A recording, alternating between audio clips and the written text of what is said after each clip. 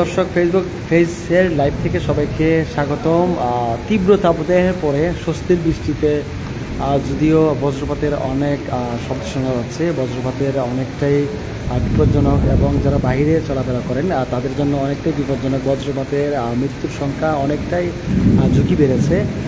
তো ইতিমধ্যে সরকার বিভিন্ন রকম পদক্ষেপ নিয়েছে যারা বজ্রপাতের সময় কৃষক যারা রয়েছেন এবং তারা যেন নিরাপদ স্থানে তারা থাকেন, এই জন্য সর্বোচ্চ সতর্কতা জানিয়েছেন সরকার দুর্যোগ মন্ত্রণালয়।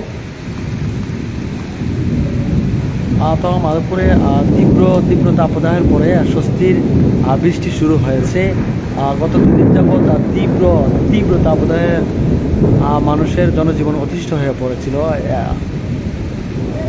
প্রায় 35 থেকে 38 ডিগ্রি সেলসিয়াস অনুভূতি হয়েছিল। তো মানুষের অসহনীয় গরমে মানুষের যারা শিশু থেকে যারা বৃদ্ধ রয়েছেন তাদের জন্য খুবই অসহনীয় গরম তারা সহ্য করতে হয়েছিল।